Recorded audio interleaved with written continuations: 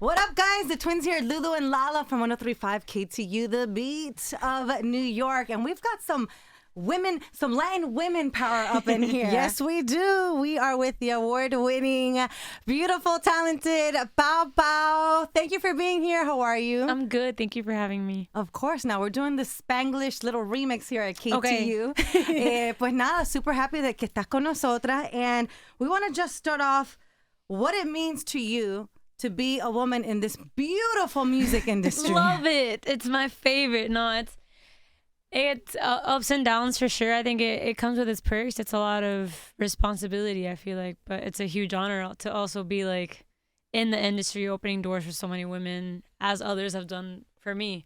It's not easy, but I think it's worth it. I don't know. Yeah, I feel that women have really come up in the music industry.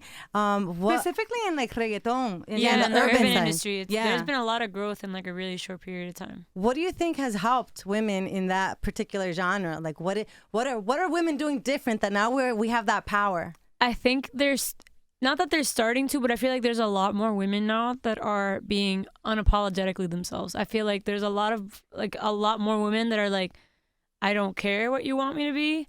This is what I am. And it's working because I feel like the industry was like super saturated of like this stereotypical, like this is exactly what you have to say and exactly how you have to dress and what you have to be a woman in the genre and like to represent women everywhere. And I was tired of it. I know a lot of other women were tired of it. So I feel like the women that are coming up now have their own voice, have their own thing, have their own like look and style and feel and music and everything. So it's being like people resonate with it, and I think it's really cool. But I saw in another interview that you went to school obviously for music, yes. But all the people that were in your class, really they're not doing music. You're really the only one that has stuck it through. It's wild. And you stayed true to it.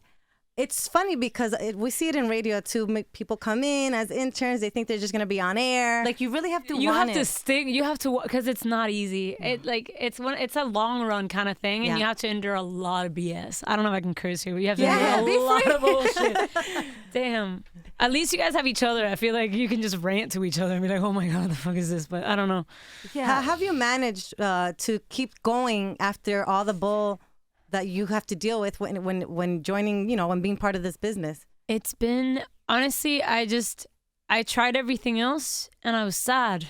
And I have no other, like I've tried my plan B, C, D, whatever. Luckily I've been fortunate enough to never, like I never worked in anything that wasn't music related.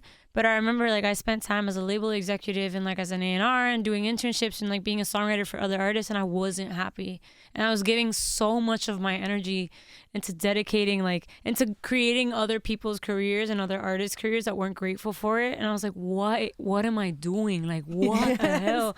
So that like the woke light bulb something went up on, in me, because it's been like I've been told my entire life like it's either too difficult or like you're not gonna be able to do this or like you're not gonna do this or I don't see it or I don't believe in you or whatever, like family, friends, co-workers, everything. So I started to believe it at some point. Teachers in college like are frustrated musicians that just like tell you, and I'm sure in the entertainment industry as well, like in the everywhere, it's like everyone who not everyone, but I feel like a lot of teachers are like, oh, they didn't make it, so you teach, and they're sad and they're like stamping that like they're like telling you that they're putting that negative you're just vibe gonna be on. unhappy and you're gonna teach and this is exactly how your life is gonna go. And I started to believe all of that, and I was really depressed. Like I fell into a really, really dark place, and my mom got me out of that, to be honest with you. Like she was like, oh, if all these artists are making millions of dollars, like what makes you any different?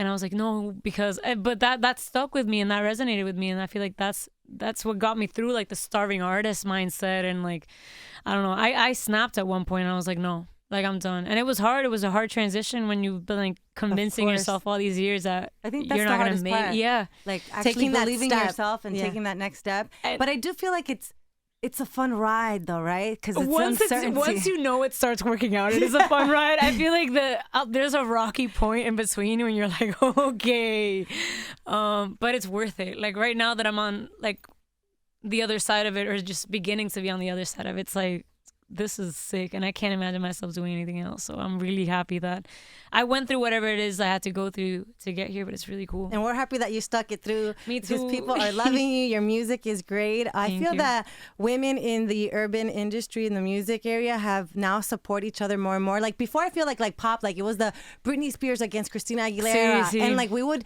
pin women against each other, right? So They still do, and it's crazy because like it's either there are a lot more women in the industry now, and there are a lot more women in their own lane, which is really cool, and we're all individually supporting each other, which is incredible. But there's so many people that still put us against each other. It's like, oh no, she's better than her.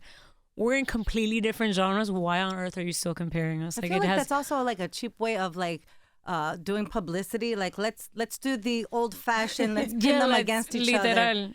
Y a ver It lo just que pasa. creates drama and like whatever, and like I feel I'm tired of it. I know other women are tired of it, and And I we've think talked that's about it. this too. So it's I think that women are just tired of it, and it's like, no, okay, yeah, she may be better in this genre, but she is great. I'm gonna defend that. absolutely. Like I feel like there's It's a like, new you're wave. dope. You're dope. When you're not trying, when you're like just competing against yourself, and you're trying to be a better like a better version of yourself, and you stop like ignoring all the noise. I feel like that all like you. At least personally, I compared myself whenever I was in a bad place. That's when I started comparing myself to other people, and like when the envy started kicking in and that kind of stuff. So as long as you're in check with yourself, everything else is just noise Yeah. for me. So you have your Diamante y Espina, Yeah, Fina, yes. Deluxe. Talk to us about your music, collaborations, future projects. Yes, we want to everything. know. Everybody wants to know. Diamantes y Espinas is my favorite project. Like the fact that it even has a deluxe version for me is like super exciting, because it was a project that it's the first EP that I released that it was my first solo EP, so it was like Your mi baby. carta de presentación. Like it was my favorite, like my 7 favorite songs, my first like showcase of what I had to like say in the industry, like who I was as an artist, who I was as a songwriter, and like visually just everything. And initially, like the label was scared. I was scared because I had never released. This was like the most authentic version of myself, and I was like, if this doesn't work, like I don't know what I'm gonna do, because this is what makes me happy, and this is what I have to say. This is like truly me, and I can't even imagine the nerves. It was right? I was terrified, and I remember every interview I had before that I was like, "Oh, how do you feel like that you're releasing?" And I was like, "I'm scared shitless." Like, I was so like I was super afraid, because it's like you're putting yourself out there in a way that I personally had never had before. And the label was scared about it, and they weren't sure if I should have released it at all. And they were like, "Oh, I don't know. Like, I don't think you should be like, I don't know, maybe try something else." And I was like, "No, please." I was like, "This is done. Please let me release this. I'll do whatever it is you want. But after, like, just." Right. But then I was like, if this doesn't work, I'm screwed. So, but it did, and that's what matters. Like I remember, like a week after it came out, the first version of it, they were like, I don't know if this is. It was the first project I released by myself. Of course, the numbers weren't the same as like with other collaborators, but they're like, I don't know if this is working. Like we want to reevaluate your sound and your image for the rest of the year. Like maybe just stop the music for a little bit. And that was like a Monday, and then Thursday, Bad Bunny reposted one of the songs of the EP. And To it have was that recognition. The timing was incredible. I was like, thank you. So I spent that week. That week was a really hard week for me, because it was like damn, I failed. I think it was a roller coaster of emotions. It was 'cause you're like crazy. at a high and then at a low and I then was a high super again. sick too, so it was like Oh a my combination of everything, and I was just like really, really sad. And then that was just the reassurance, biggest artist in the world, kind of like, hey, he digs your music. And it wasn't just like a single that was out there on a random playlist. It was like my favorite song, which was like the most personal / the most like the weirdest one, just to say, of the whole EP. So it was like, and then everything changed after that. Mora hopped on the remix. That's how the deluxe came. Like the whole EP had a whole new life, and people started connecting to me, to my vision, to my music. Qué bueno. And then it all changed from there. So it's been crazy. So the deluxe, they were like, "Oh, we want to extend the life of this EP," and I was like, "Oh, look at where we are now." Yes. So I had 2 songs that like really fit the vibe of it, and I had them I had written them before. We just like redid the production and made it sound like in the same vibe as the original. And then I don't know, other collaborations. Right now, it's like that opened so many doors for me. Mora opened up a whole new market and a whole new audience. Ingrata and FMK with the Cuenta remix also did crazy stuff for me in other markets. And then now I'm getting the chance to collaborate with artists that I can't say, but are like my dream. No, because you never know in this industry. Can you at least say like Latin genre, or is it like... No, it's Latin genre. It's one of my favorite reggaeton artists and songwriters, hands down. The fact that they even agreed, they were like, absolutely, this song, like, hold it for me. And I was like, okay. Latin artist in the UK, like overseas. I can't, that's it. I'm not even saying gender.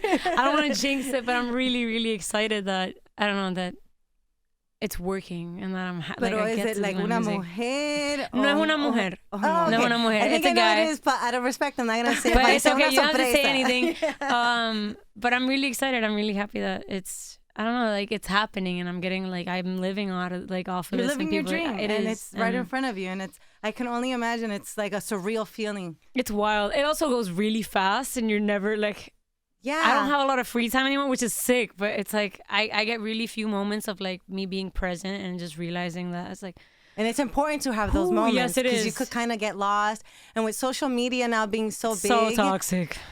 Are you a fan? Let's talk about that. Yeah. Love-hate media. relationship with social media. Which is your favorite application? Is it Facebook, TikTok, Instagram, YouTube? I like TikTok a lot, but it's because it's where I feel like I can be most myself and I can talk whatever it is I want. Like I feel like on Instagram, it's changed slowly, and I feel like people are like starting to like connect more with authenticity and like the simplicity of it. But before it was like a lot more programmed.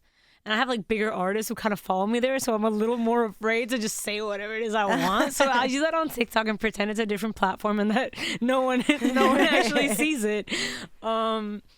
So yeah, but I like social media. I feel like it's a way for your audience to connect with you. It's like the most, people forget really fast, so you have to stay relevant at some point, even if it's just like a way to connect, you know? Cause like it's cool that we have that platform and that it could ability be to do so. overwhelming, but it is Yes. something that as an artist you need, or as a business really. Yeah, exactly. You you gotta have put to do yourself it out as there. long as it's authentic. Then it's fine because you don't feel like it's that much of a hassle. But I try to like always stay true to whatever I believe is my brand, and I wouldn't like post anything.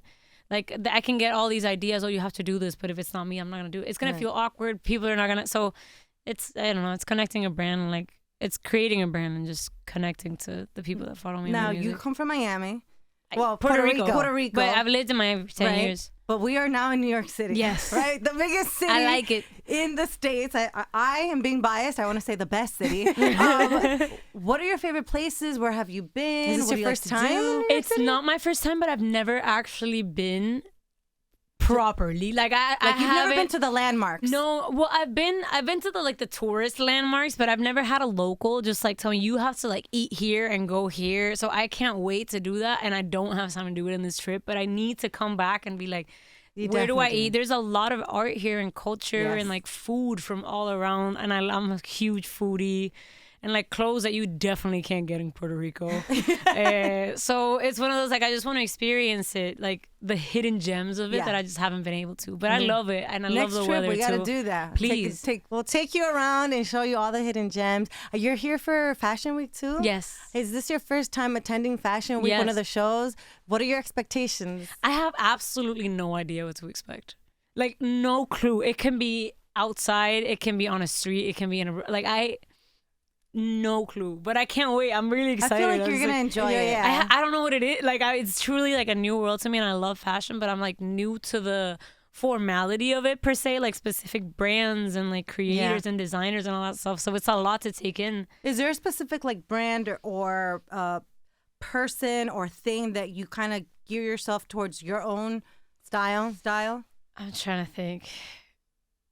There's a lot, but it's because I'm really bad with names, so I'm not even gonna say it because I'm gonna butcher them and I'm gonna get in trouble with my stylist. But Totally understand. no, There's it's a lot. okay. But There's a yes, lot. no, but I'm very influenced by like grunge and rock and like some Japanese fusion of style. I dress comfortably as well, so whatever doesn't fit and is like 3 times my size, I'm all down for it. Well, I love your style. Thank I you. can't help but notice you have little makeup on. I do. You have great skin, very thank pretty. you. And sometimes I feel that some women or even girls that are like on social media and see, sometimes they get so wrapped up in like all this makeup, and it's like, no, like you don't have to. Like You're you're not just into the be whole simple. contouring, cake looking. No, I don't. I personally don't like it, but it's like I think it's a form of self-expression. So if you like it, then absolutely go for it. I know some people that can like they feel like a different person, and it gives them confidence, and absolutely. I personally don't like it. I have a lot of skin texture too because I had a lot of acne growing up, and the more makeup I put, the worse my face actually looks. So I'm comfortable. Like the less I wear, the better. Simple. Less is For best, me, right? like that's just how I feel comfortable Yeah. with. So that's it. But yeah, I mean, I think it's cool that you can do so much with it too. But I wouldn't be able to maintain it. Like as an artist, we have to like put makeup on like every day single day, yeah. for 12 hours at a day. Like your face feels like there's something on it. Like it's just I can't wait to get home and I need to wash my face before taking off my jewelry. Like I need to wash my face. So yeah, I can't imagine like being Yeah. every day Yeah. for no. Preguntica, ¿tú piensas en español o en inglés? In both. That's how I know. I Both. do. It depends on like how I start the day off, and it's weird because I was raised like completely bilingual. Like I don't speak one of them. I don't. I speak them both like super equally in a way that's like. I feel like I'm very conversational in both languages. Like I'm not super fluent in either. When you're mad, you mean like, when the first curse word out of your mouth is Spanish. Definitely. But that's like, I feel like that's a cultural thing. it is, right? Like Yeah. especially like the Puerto Rican accent is so strong. Like I feel like Puerto Ricans, Cubans, and Dominicans have such strong accents that it doesn't come across the same way saying it in English. That's It's like true. too soft. I don't know. That's true. That's But true. I probably said it. Like if I'm thinking in English and like the whole situation's in English, I'll definitely be cursing in English. But no, definitely Spanish feels more like satisfying. Yeah. I feel like. like you got it out of your system sí. more. Super Bowl is Sunday. I don't know if you're a big Yes. sports fan, but I know it's the biggest game that everyone's gonna be watching on Sunday. Are you going for any particular team, or are you just excited Rihanna's singing? I'm excited for the halftime show. But I've honestly like I haven't seen the Super Bowl since college because I studied in like the University of Miami and it was like a big thing, and Yeah? I went to the tailgates and the pre-games and all that kind of stuff, and like I know nothing about football like at all. I don't get the game. I think it lasts like 12 hours for no reason, but there's like a hype to it. I know, but I'm not into like I still don't understand it. Yeah, I I'm haven't. here for the commercials and the performance by Rihanna. 100%. Same. That's it. But Yeah. it's okay, Yeah. to each their own. There's Yeah. there's something in it for everyone. Yeah, there is. And finally, to just end, I know that some artists like Raúl Alejandro has done it, Nicky Jam, who else? Don Omar, Don Tego. Omar. They've kind of dabbled in the acting. Yes. Is that something that you see in the future? Would you want to do that? I would love to. I'm super down to it. I can't wait till an opportunity comes up where I get to showcase it. But I know I'm giving it time too because it's like it's another It's a whole world other and world. like Yeah. entirely. But I can't wait. Like I would love to. It's definitely on my bucket list to do. Would it be horror, comedy, suspense? Ooh, I would love to. I've never thought about it being horror, but I would love for it to be horror. I'm more of like a dramatic. Like I need to be like the sad girl in anything. I feel like it'd be really weird to act as like the upbeat, which would be really fun though, as like the upbeat. Like Upbeat. popular cheerleader kind of vibe. Like I would not. I'd be so out of my element, but I feel like it'd be really cool to do it. To do I it? don't know. We'll see. I don't know how I feel about that, but it'd be funny to Well, just put yourself in a completely yeah, different Right? character. Yeah. But I think you totally have. I would the love it to. I'd be so factor. down. I definitely see it in the Thank future you. for you, and I really do hope you get to achieve that. Me too. Much success on Honor Your Music. Keep doing your thing, and just let everybody know where they could find you on social media. Give out your handles. Dale. You can find me as Pao Pao, P-A-O, on every social media platform. And my deluxe EP of Diamantes y Espinas is out with 2 new songs, so go check it out. Sweet. Hey. Bye, everybody. Hey.